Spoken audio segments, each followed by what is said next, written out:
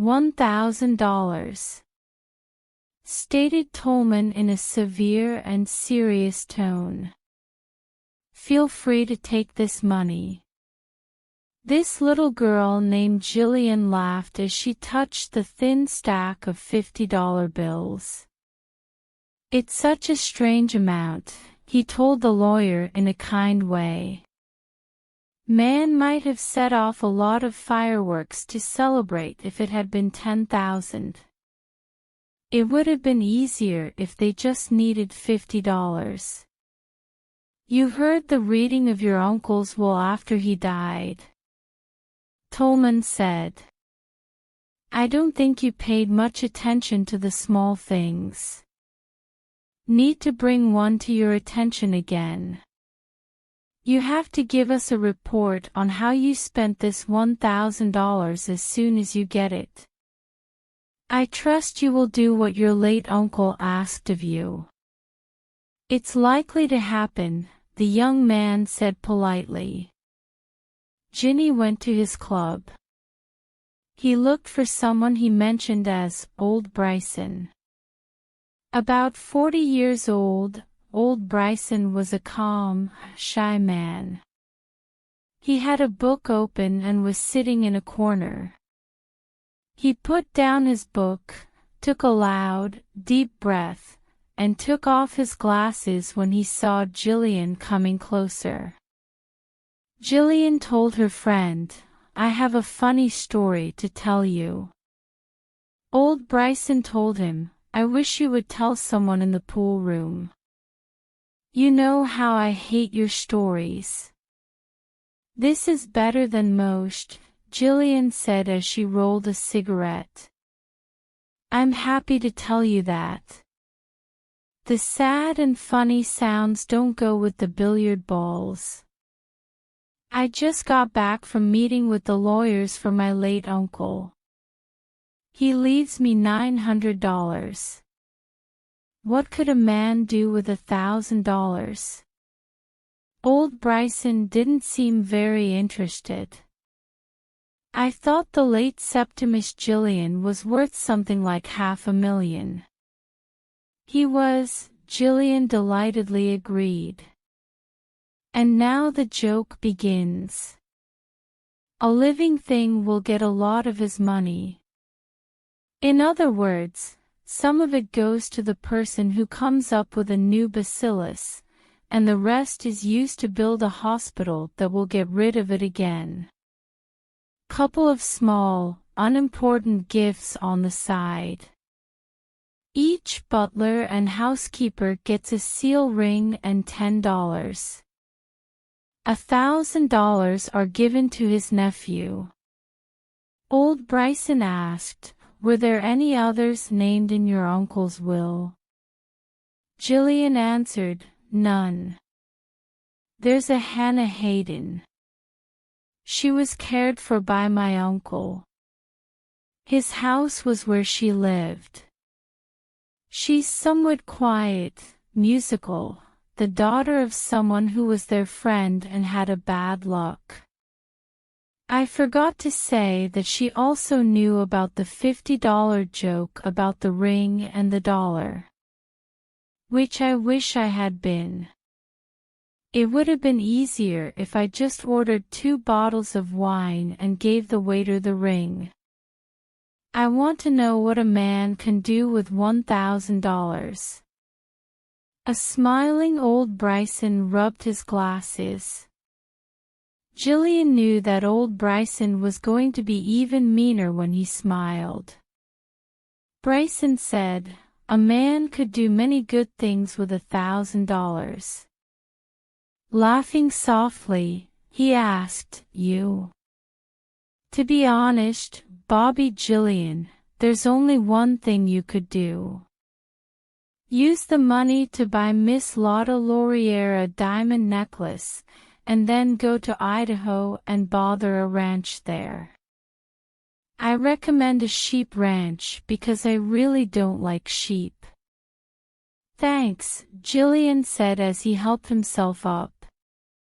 And I knew I could count on you, old Bryson. It's exactly what you said. I only plan to spend the money on one thing because I need to write a report about it and I hate listing things. The first thing Jillian told the taxi driver was the stage entrance of the Columbine Theater. A lot of people were in the theater. While Miss Lotta Laurier was getting ready for her show, her assistant mentioned Mr. Jillian. She told her, "Let it in." "What's it, Bobby?" "There are 2 minutes left until I go on stage." "I'll be done in 2 minutes." "Say something to a small thing in the jewelry line." $1,000 is what I can spend." "Bobby, did you see that necklace Della Stacy wore last night?" asked Miss Laurier. $2,200 at Tiffany's. For her show, Miss Laurier was called to the stage. Jillian stepped out slowly and called his taxi. He asked the driver, "What would you do with $1,000 if you had it?" The driver quickly said, "Open a place to drink. There's a place where I could easily get money. I have it figured out, if you were planning to pay the money." The girl said, "Oh no. I just wanted to know." 8 blocks down Broadway, Jillian got out of the taxi.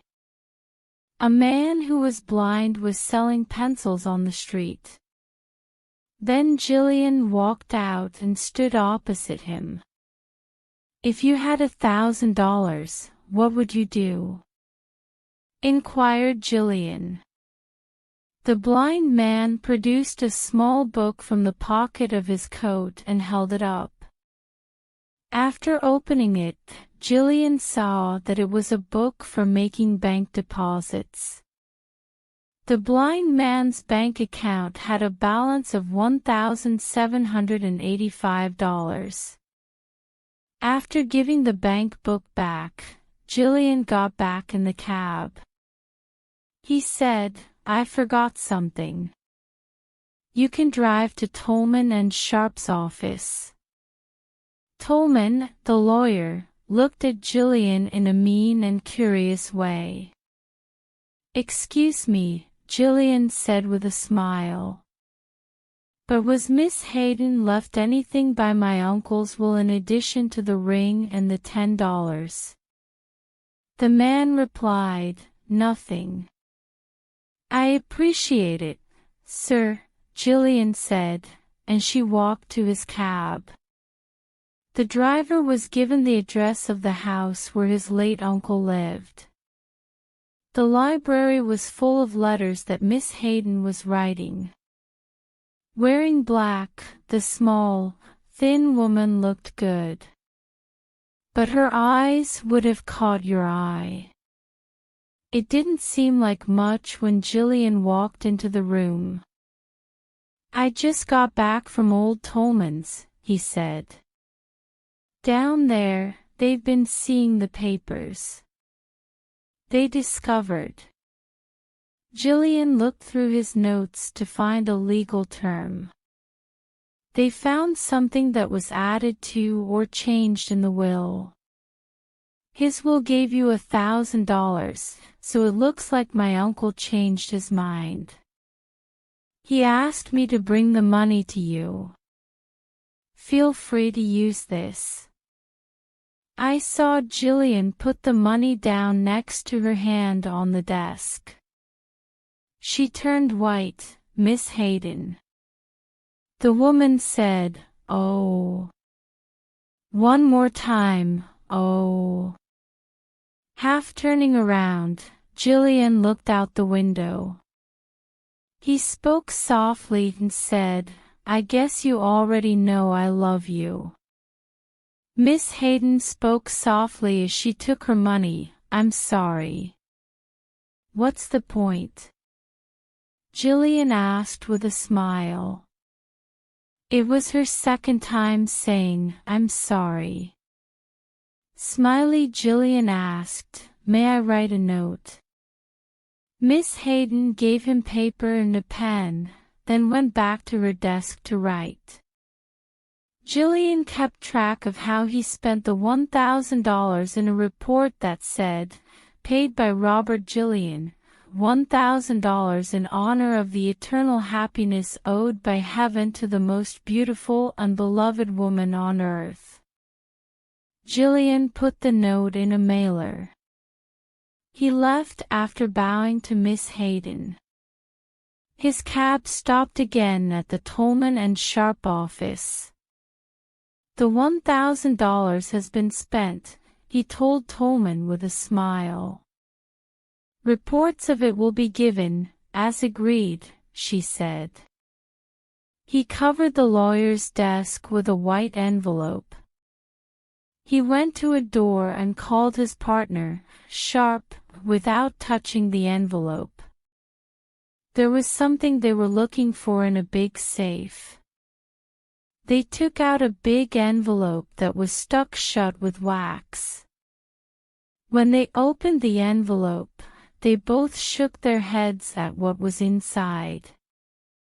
After that, Tolman spoke for the group. His words to Mr. Jillian were, "There was an addition to your uncle's will. It was privately given to us, and we were told not to open it until you gave us a full report on how you spent the $1,000 left to you in the will. Since you met the requirements, my partner and I read the addition. Let me tell you what the main idea of it is. You could win a lot more if your use of the $1,000 shows that you have any of the qualities that make someone deserving of a reward. For being sensible, wise, or selfless with the money in question, we can give you bonds worth $50,000. Nevertheless, if you have wasted and blundered with this money in the past, the $50,000 must be sent right away to Miriam Hayden, who was Mr. Jillian's ward. Now, Mr. Jillian, Mr. Sharp, and I are going to look over your report about the $1,000. The envelope was picked up by Mr. Tolman. Jillian picked it up a little faster. He broke up the report and its cover without a fuss and put them in his pocket. He said with a smile, "It's okay. Being bothered by this is not at all necessary. I doubt you would understand these broken down bets anyway. I dropped the $1,000 at the races. Greetings, men." Tolman and Sharp looked at each other with sad faces when Jillian left. As he waited for the elevator, they heard him whistling happily in the hall.